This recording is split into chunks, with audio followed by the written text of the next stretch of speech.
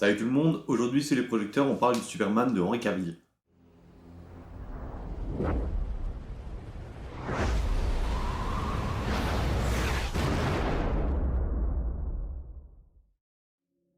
Nous sommes à Cleveland en 1933 quand le scénariste Jerry Siegel et le dessinateur Joe Shuster, alors âgé de 17 ans à ce moment-là, dessinent pour la première fois Superman.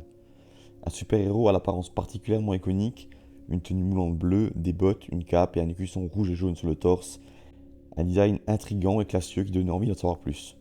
Les deux amis ne se doutaient alors absolument pas du destin réservé à ce personnage qui allait révolutionner le monde des comics et du cinéma quelques années plus tard. En effet, aujourd'hui tout le monde ou presque connaît Superman, une icône de la pop culture au même titre que Batman, Spider-Man ou encore Dark Vador. Superman est en fait le premier super-héros à avoir été créé. Il a popularisé l'archétype du super-héros et la preuve en est, encore aujourd'hui, ses bandes dessinées sont les plus vendues de tous les temps. En 1938, Detective Comics publie le premier numéro d'Action Comics, où apparaît pour la première fois le personnage. L'éditeur ne s'attend pas à ce que ce dernier rencontre un tel succès, et si Superman est sur la couverture du premier numéro, il sera par la suite remplacé par d'autres personnages. Cependant, il s'avère rapidement que Action Comics voit ses ventes augmenter dû à la présence de Superman, le faisant rapidement revenir au premier plan.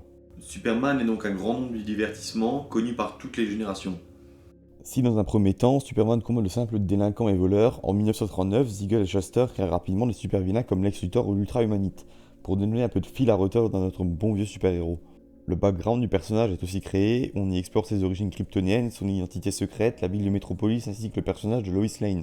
Les comics se vendent à foison, tout un univers se développe autour du personnage, créant le mythe qu'on connaît aujourd'hui. Et en 1951 sort Superman and the Mole Men de Lee Sholem, un premier métrage de 58 minutes centré sur le personnage. Pas loin de 30 ans plus tard, en 1978, sort Superman de Richard Donner. Le film est un succès critique et financier. Les critiques louent la performance de l'acteur principal, Christopher Reeve, et les ressemblances entre la représentation de Superman dans le film et Jésus. Suite à la réussite du premier volet, trois autres films verront le jour respectivement en 1980, 1983 et 1987. En 1996, on retrouve le super-héros dans le superbe dessin animé La Ligue des Justiciers, aux côtés de Batman, Wonder Woman et d'autres super-héros de la licence DC Comics. 5 ans plus tard, la série à succès Smallville voit le jour, décrochant quelques records de téléspectateurs pour la chaîne The Warner Bros. Television Network. La série reste très fidèle aux comics et à l'histoire originale de Superman, et les premières saisons sont un succès, ce qui pousse Warner Bros. Et DC Comics à continuer leur partenariat autour du personnage. En 2006 sort Superman Returns.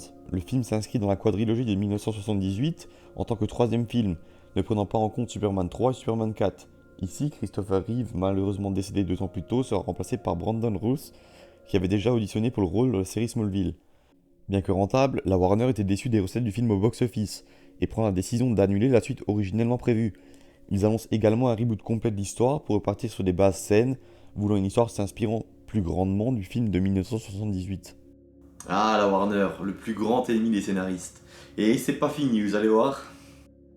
En 2008, commence le développement d'un nouveau film centré sur le personnage, Man of Steel, censé être le fer de lance d'un univers plus grand connectant plusieurs films à la manière du Marvel Cinematic Universe.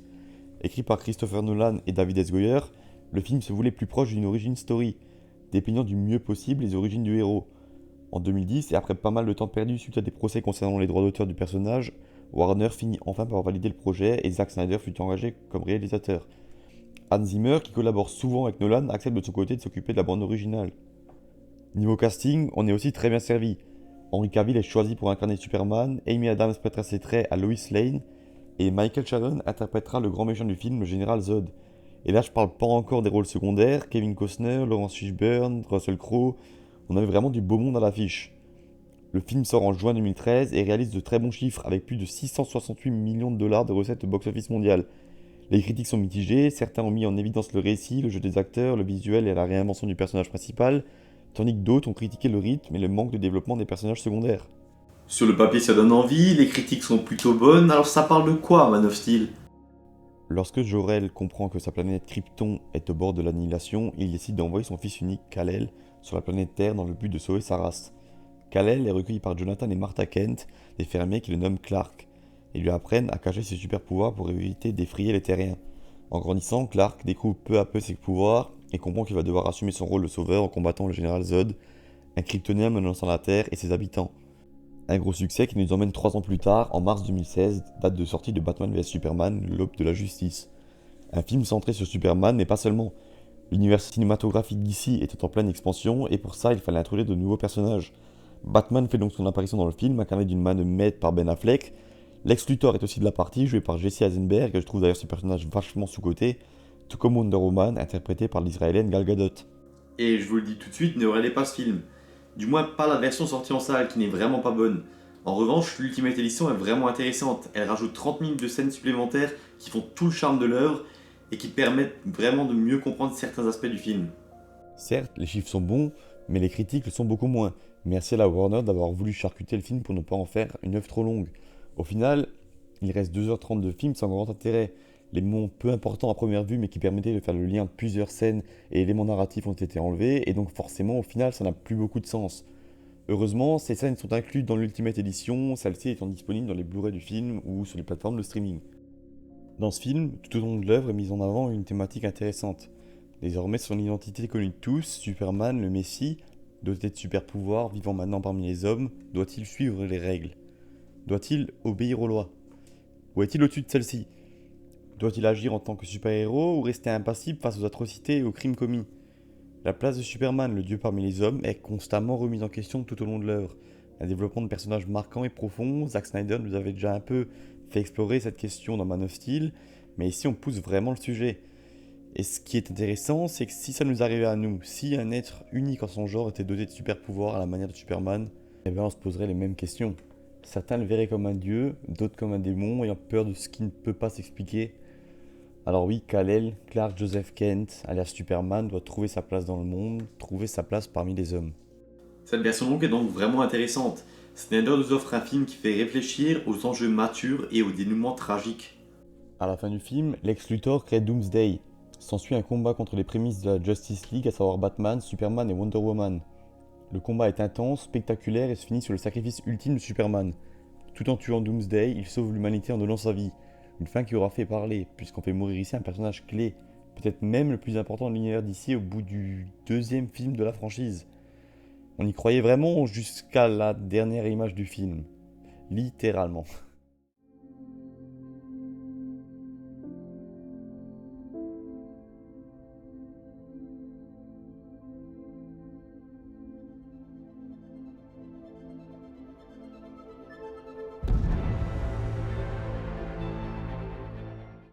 J'adore vraiment cette scène. Simple, efficace, pas besoin d'en dire plus, Superman reviendra. Et il reviendra bien un an plus tard dans Justice League. Mais je vous arrête tout de suite, on va pas en parler. Hors de question que je ne salisse ma chaîne à vous expliquer pourquoi on est passé de ça à ça. Et ouais, je vous jure que c'est sorti comme ça. C'est dégueulasse. Pour la petite histoire, Snyder était en plein tournage et a dû se retirer de la production suite au suicide de sa fille Autumn. Du coup, la Warner engage Joss Whedon pour prendre le relais. Le studio impose également au réalisateur de modifier la quasi-totalité du film, supprimant la majeure partie du travail de Snyder. Un film qui devait durer 4 heures et qui doit être raccourci à 2 heures, ça nous donne ce beau tas de merde qu'est Justice League. Et je vous jure que je n'exagère pas. Et du coup, les fans ont râlé. Ils voulaient voir Snyder compléter sa trilogie, ils voulaient le voir achever sa vision. Pendant 3 ans, les fans, les acteurs, les médias ont mis la pression sur la Warner pour que le Snyder Cut voie le jour, avec des hashtags, des manifestations lors des Comic-Con ou encore en récoltant de l'argent pour créer des banderoles à afficher dans les grandes villes américaines. Et en 2021, les fans ont gagné. Après les négociations tendues avec la Warner, Snyder allait enfin pouvoir achever sa vision. Et suite à quelques mois de tournage pour filmer les scènes manquantes, il était enfin là, le Zack Snyder Justice League. Les fans découvrent le film sur les plateformes de streaming, Covid oblige, et c'est un carton. Les critiques sont unanimes, le film est bien meilleur que la version de Whedon. Et la première réunion de super-héros d'ici est à la hauteur des attentes. Superman de ce côté sera bien ressuscité et de fort belle manière, nous offrons encore une scène magnifique lorsqu'il enfile son costume noir. Tous les espoirs et les rêves de Krypton vivent désormais en toi. Je suis très fier de toi, fiston. Ta mère et moi t'aimions. Ta mère et moi, on savait que tu changerais le monde. Ton cœur a été mis à l'épreuve, Kal-El. Malheureusement, nous n'aurons jamais le fin mot de l'histoire, Snyder ayant prévu de base une trilogie consacrée à la Justice League, quoique ne jamais dire jamais. Ce film complète alors la trilogie de Zack Snyder, une trilogie avec comme fer de lance Superman. Le premier film nous montre un Clark Kent découvrant peu à peu ses pouvoirs et les responsabilités qui vont avec. Le deuxième film, quant à lui, remet en question les droits et la place de Superman parmi les humains. Et le troisième film nous montre le choix qu'a fait Clark, celui de protéger la Terre et l'union de plusieurs super-héros sous la bannière de la Justice League. Mais au final, qu'est-ce qui rend ces trois films si qualitatifs? Et pourquoi sont-ils tant réhabilités ces dernières années? Le Superman de Henry Cavill n'est pas juste un super-héros qui combat un grand méchant, c'est bien plus profond que ça justement. Et derrière ce personnage se cache en fait un message. Comme l'indique l'écution familiale de la maison des L présent sur son torse, le S signifie espoir. Et c'est ça, le message dans ces trois films, Superman représente l'espoir. L'espoir d'un monde meilleur, l'espoir de l'humanité contre les différentes menaces. Merci à Zack Snyder de nous avoir offert un personnage aussi riche. Et en cherchant un peu plus loin, on peut clairement voir une symbolique religieuse autour du personnage. Superman en fait, c'est un guide pour les hommes. Comme Jor-El le dit si bien dans son discours, Tu donneras au peuple de la Terre un idéal à atteindre. Ils se rueront sur tes pas, ils trébucheront, ils tomberont, mais le moment venu, ils te rejoindront dans le soleil calme. Le moment venu, tu les aideras à accomplir des miracles. et comme tous les guides que nous connaissons à travers l'histoire, il a des détracteurs. En l'occurrence, dans Batman vs Superman, ce sont les médias qui se demandent si l'humain doit vraiment laisser Superman faire ce qu'il veut avec ses pouvoirs, même si ça va à l'encontre des lois. Doit-il même y avoir un Superman? Pour certains, c'est un dieu, une icône, pour d'autres, c'est un alien, le diable incarné. L'aura de l'espoir et de la divinité autour du personnage est également magnifiquement mise en avant, grâce au plan somptueux de Zack Snyder qui n'hésite pas à iconiser le personnage. La bande originale de Hans Zimmer et Junkie XL, et plus particulièrement le thème de Superman, est selon moi l'une des meilleures bandes originales de ces 10 dernières années, accompagnant parfaitement le jeu d'acteur d'Henry Cavill qui colle parfaitement au personnage, en plus d'être vraiment impressionnant dans le costume. Et dire qu'on a failli ne jamais avoir Henry Cavill dans le rôle. Le Britannique, étant un grand fan de jeux vidéo, a loupé le premier appel de Zack Snyder alors qu'il jouait à World of Warcraft. Heureusement, le rôle lui était déjà réservé. Le meilleur exemple pour conclure tout ce qu'on vient de dire vient de Batman vs Superman. L'affrontement verbal entre Lex Luthor et Superman est exceptionnel.